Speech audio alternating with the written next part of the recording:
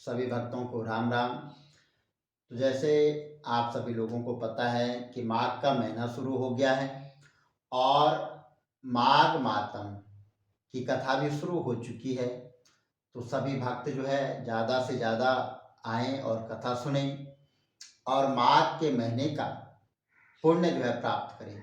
माघ के महीने का फल जो है सभी तीर्थों के स्नान के बराबर का फल कथा सुनने से होता है और दान पुण्य करने का फल कथा सुनने से प्राप्त होता है। तो कथा जो है अवश्य सुनें और मेरे YouTube चैनल पीटी हर्षमणि गैरला पर जो है माघ मातम की कथा प्रातः 7:30 बजे रोजाना आया करेगी और 22 फरवरी तक यह कथा जो है चलती रहेगी। एक एक दो दो अध्याय रोज जो होते रहेंगे। बीच में जैसे एकादशी और संकट चौथ त्रयोदशी इनकी कथाएं भी जो है कथा के साथ ऐड कर दी जाएगी। तो आप सभी लोग जो है कथा का श्रवण जरूर करें। राम राम, जय श्री राम। आप सभी भक्तों को राम राम। खुश रहे, सदा खुशहाली रहे। आप सभी लोगों के जीवन में सदा जो है मंगल नित्य कार्य जो है होते रहें। भगवान शंकर आपके मनोरथ को पूर्ण करे। बोलो शंकर भगवान की जय। हरि ओम। वंदे देवो मां पतेशुरग्रहं वंदे जगत्कारिणं वंदे पन्नकभूषणं मृगद्रहं वंदे पशूनां पते वंदे सूर्यशाङ्कवन्दिनयनं वंदे मुकुन्दं प्रियाय वंदे भक्तजनार्तिशयं वंदे शिवं शंकरं। शंकर भगवान की जय। विष्णु भगवान की जय। माघ मातम की जय। सनातन धर्म की जय। दूसरा अध्याय माघ मातम। बोलो शंकर भगवान की जय। राजा के ऐसे वचन सुनकर तपस्वी कहने लगा कि राजन, भगवान सूर्य बहुत शीघ्र उदय होने वाले हैं, इसलिए यह समय हमारे लिए स्नान का है। यह समय हमारे लिए स्नान का है, कथा का नहीं।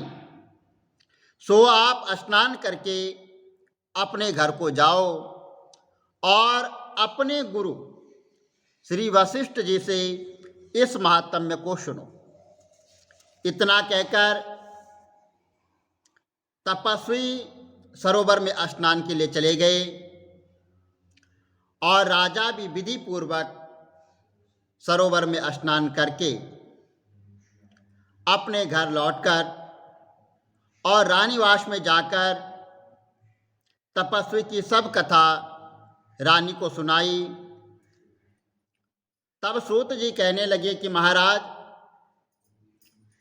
राजा ने अपने गुरु वशिष्ठ जी से क्या प्रश्न किया और उन्होंने क्या उत्तर दिया, सो आप कहिए। तो सूत जी कहने लगे कि राजा दिलीप ने रात्रि को सुख से सोकर प्रातः समय ही अपने गुरु वशिष्ठ जी के पास जाकर उनके चरणों में प्रणाम करके नम्रता से पूछा कि गुरुजी, आपने आचार दंड नीति राजधर्म तथा चारों वर्णों को, चारों आश्रमों को की क्रियाओं को, दान और अनेक विधान यज्ञ और उनकी विधि व्रत, उनकी प्रतिष्ठा तथा भगवान विष्णु की आराधना बतलाई है। परंतु अब मैं आपसे माघ मास के स्नान के महात्म्य को सुनना चाहता हूँ। सो ये तपोधन नियम पूर्वक इस विधि को मुझे समझाइए। गुरु वशिष्ठ जी कहने लगे कि हे राजन, तुमने दोनों लोकों के कल्याणकारी वनवासी तथा गृहिणियों के अंतकरण को पवित्र करने वाले माघ मास के स्नान का बहुत सुंदर प्रश्न पूछा है। मकर राशि में सूर्य के आने पर माघ मास में स्नान का फल गौ, भूमि, तिल, वस्त्र, स्वर्ण, अन्न, घोड़ा आदि दानों तथा चंद्रायण और ब्रह्मकुर व्रत आदि से भी अधिक होता है। वैशाख तथा कार्तिक के जप, दान, तप और यज्ञ बहुत फल देने वाले हैं, परंतु माघ मास में इनका फल बहुत ही अधिक होता है। माघ मास में स्नान करने वाला पुरुष राजा और मुक्ति के मार्ग को जानने वाला होता है। दिव्य दृष्टि वाले महात्माओं ने कहा है कि जो मनुष्य माघ मास में सकाम या भगवान के निमित्त नियम पूर्वक माघ मास में स्नान करता है वह अत्यंत फल वाला होता है। उसको शरीर की शुद्धि, प्रीति, ऐश्वर्य तथा चारों प्रकार के फलों की प्राप्ति होती है। आदित्य ने 12 वर्ष स्नान किया, इससे तीनों लोकों को उज्जवल करने वाले 12 पुत्र उत्पन्न हुए। माघ मास में स्नान करने से ही रोहिणी, सुभागा, अरुदंती दानशील हुई और इंद्राणी के समान रूपवती होकर प्रसिद्ध हुई। जो माघ मास में स्नान करते हैं तथा देवताओं के पूजन में तत्पर रहते हैं उनको सुंदर स्थान, हाथी घोड़े की सवारी तथा दान के द्रव्य को प्राप्त होते हैं और अतिथियों से उनका घर भरा हुआ रहता है। उनके घर में सदा वेद ध्वनि होती रहती है। वह मनुष्य धन्य है जो माघ मास में स्नान करते हैं, दान देते हैं तथा व्रत और नियमों का पालन करते हैं और दूसरे पुण्यों के क्षीण होने से मनुष्य स्वर्ग से वापस आ जाता है। परंतु जो मनुष्य माघ मास में स्नान करता है वह कभी स्वर्ग से वापस नहीं आता है। इससे बढ़कर कोई नियम, तप, दान पवित्र और पाप नाशक नहीं है। भृगु जी ने मणि पर्वत पर विद्याधरों को यह सुनाया था। तब राजा ने कहा कि ब्रह्मन, भृगु ऋषि ने कब मणि पर्वत पर विद्याधरों को उपदेश दिया था, सो आप मुझसे बतलाइए। तब ऋषि कहने लगे कि हे राजन, एक समय 12 वर्ष तक वर्षा न होने के कारण, सब प्रजा क्षीण होने के कारण संसार में बड़ी उद्विग्नता फैल गई। हिमालय और विंध्याचल पर्वत के मध्य का देश निर्जन होने के कारण श्रद्धा, तप तथा स्वाध्याय सब कुछ छूट गए। सारा लोक विपत्तियों में फंसकर प्रजाहीन हो गया। सारा भूमंडल फल और अन्न से रहित हो गया।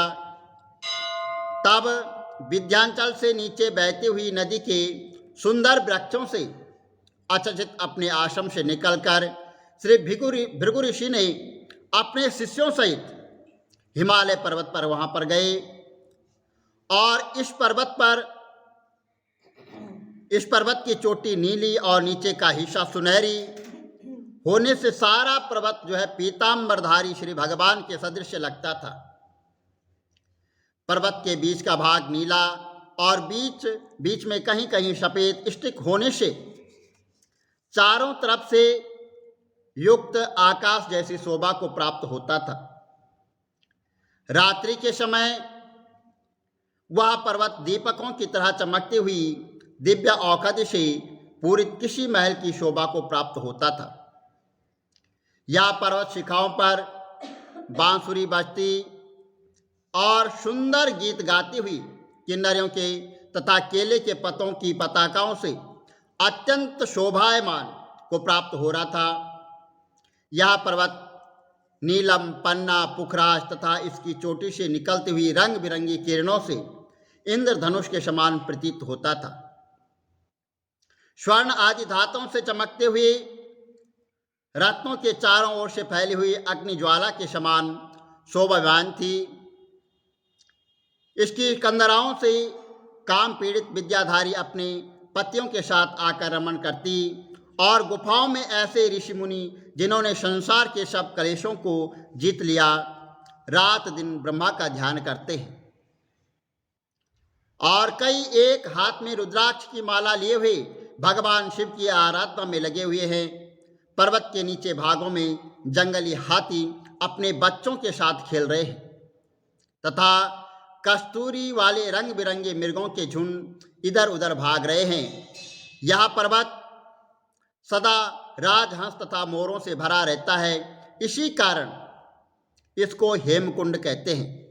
यहाँ पर सदैव ही देवता, गुहक और अप्सरा निवास करते हैं। बोलो विष्णु भगवान की जय, शंकर भगवान की जय। श्री कमल नेत्र कटी पीतांबर गिरधरम मुकुट कुंडल कर लुट किया सांवरे राधे वरम। फिर कूल यमुना धेनु आगे सकल गोपियन के मन हरम। पीत वस्त्र गरुड़ वाहन चरण शुक नित सागरम। करत केल कलोल निस्तिन कुंज भवन उजागरम। अजर अमर अडोल निश्चल पुरुषोत्तम अपरापरम। दीननाथ दयाल गिरधर कंस हिरणाकुशहनम। गलपूल माल विशाल लोचन अधिक सुंदर केशवम। वंशीधर वसुदेव छाया वाली चल श्री वामनम। जल डूबते गजराकलीनो लंका जो रावणम। सप्तदीप नभ खंड 14 भवन कीनो इक पदम। द्रौपदी की लाज राखी कहाँ लोपमा करम। दीननाथ दयाल पूरण करुणमय करुणा करम। कविदत्त दास विलास निस्तिन नाम जप नित नागरम। प्रथम गुरु के यस्य ज्ञान प्रकाशितम। आदि विष्णु जुगादि ब्रह्मा सेवते शिव शंकरम। फिर कृष्ण केशव कृष्ण केशव कृष्ण यदुपति केशवम। फिर राम रघुवर राम रघुवर राम रघुवर राघवम। फिर राम कृष्ण गोविंद माधव वासुदेव श्री वामनम। मत कच मारा नरसिंह पाई रघुपति पावनम। मथुरा में केशव ब्राजे गोकुल बाल मुकुंद जी। फिर वृंदावन में मदन मोहन गोपीनाथ गोविंद जी। धन्य मथुरा धन्य गोकुल जहाँ श्रीपति अवतरे। धन्य यमुना नीर निर्मल ग्वाल बाल सखावरे। नवनीत नागर कृत निरंतर सिंबितर मन मोहितम। कालादितट्न करत्र कीना बाल अद्भुत सुंदरम। ग्वाल बाल सब सखा विराजे संग राधे भामनी। वंशी बट दट निकट यमुना मूल किटेर सुहावनी। भज राधे विष रघुवंश उत्तम परम राजकुमार जी। सीता के पति भक्तन के गति जगत प्राण आधार जी। जनक राजा धनुष बाण चढ़ावहीं। सती सीता नाम जाके श्री रामचंद्र प्रणामहि। जन्म मथुरा केल गोकुल नंद के हृदय नंदनम। बाल लीला पतित पावन देव की वसुदेवकम। श्री कृष्ण कलिमल हरण जाके जो भजे हरि चरण को। भक्ति अपने देव माधव भव सागर के तरण को। जगन्नाथ जगदीश स्वामी श्री बद्रीनाथ विशंबरम। द्वारिका के नाथ श्रीपद केशवं प्रणवयं श्रीकृष्ण अष्टपद पढ़त निस्तिन विष्णु लोक सगच्छतं श्री गुरु रामानंद अवतार स्वामी कविदत्त दास समाप्तवम श्री कमल नेत्र समाप्तवम। विष्णु भगवान की जय, शंकर भगवान की जय। बड़ जन्म नहीं आया 160 तीरथ नाया सतगुरां दा दर्शन पाया। बीतियां जो घड़ियां तेरे हथ नहीं आउणियां बीतियां जो घड़ियां तेरे हथ नहीं आउणियां। छुप गए ने चंद तारे सूरज अखां खोलियां छुप गए ने चंद तारे सूरज अखां खोलियां।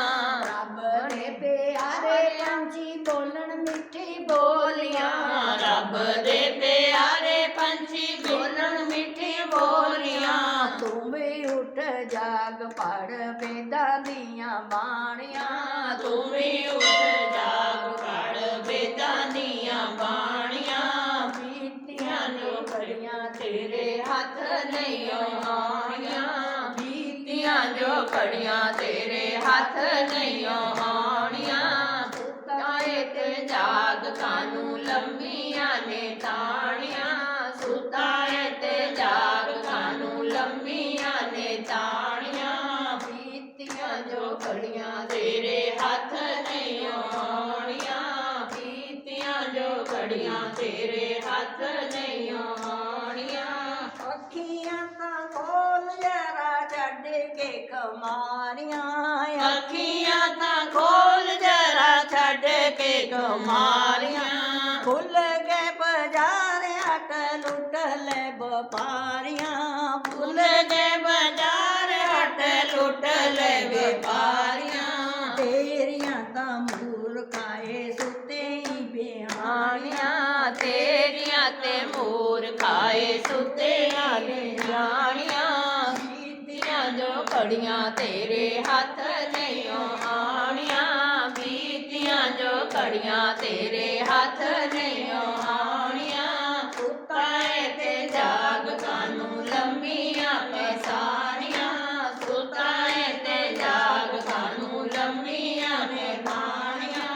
बीतियां जो घड़ियां तेरे हथ नहीं आउणियां बीतियां जो घड़ियां तेरे हथ नहीं आउणियां। चोलाया ने मोल जी नू देवता भी जाम दे चोलाया न मोल जी नू देवता भी जाम दे।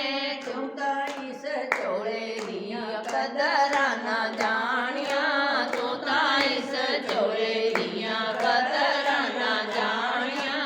तू तां ते जाग कानू लंबियां ने ताणियां तू तां ते जाग कानू लंबियां ने ताणियां। बोल मंगे हरि लाल